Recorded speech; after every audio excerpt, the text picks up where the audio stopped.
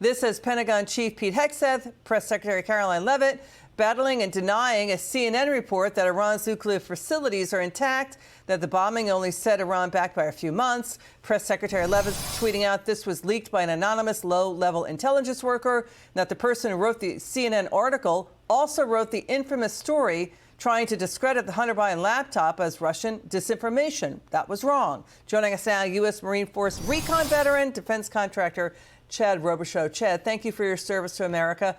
What is your reaction to all this? Because there are still concerning reports Iran is trying to maintain a secret stash of 400 kilograms of highly enriched uranium. What's your take on this?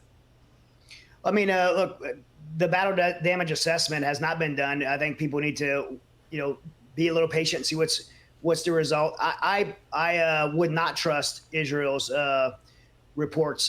President Trump is, especially looking at this reaction beyond the ceasefire that Israel is still firing. We could stand with Israel. We can stand with Israel against the development of a nuclear weapon in Iran, but I don't believe Netanyahu's and the Israeli government is trustworthy in this. So the complication with it's going to be the battle damage assessment. What specifically don't you believe that's coming from Israel?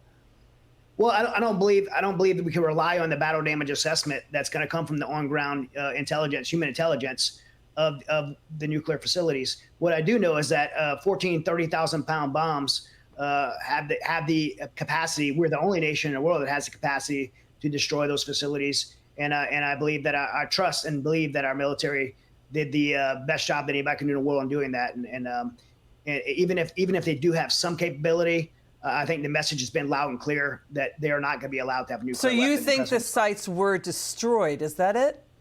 I do. I do think the sites were destroyed. And again, even if they have somewhat of a capability, we made a very clear message that we're not going to allow, and the world's not going to allow them. Because now we've got this report, Chad, that the National Security Committee of Iran's parliament is moving to stop Iran cooperating with the IAEA, preventing the nuclear watchdogs at the UN to get inside Iran. No word yet if the EU is going to do the snapback sanctions on Iran. This is under the UN Security Council resolution put in by the JCPOA under the Obama deal. So are you still concerned Iran can get a nuclear bomb? And do you think Iran's streak could rise up to overthrow the regime? President Trump has not been into a regime change. He has not announced that that's what he wants. In fact, he's actually said the opposite.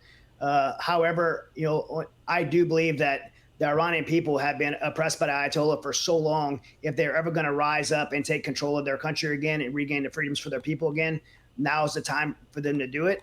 That's going to be up to the Iranian people to do that. As far as to answer your question on, do I think they're going to possess the ability to develop a nuclear weapon? I personally think that this strike has, again, sent a clear message that we are not going to allow it. If they progress forward, they're going to meet the same fate they had before. This should be a loud and clear message from the United States that President Trump and this administration's not going to allow them to have a nuclear weapon. Chad Robichaux, thank you so much for your service. It's good to see you. Thank you for joining us.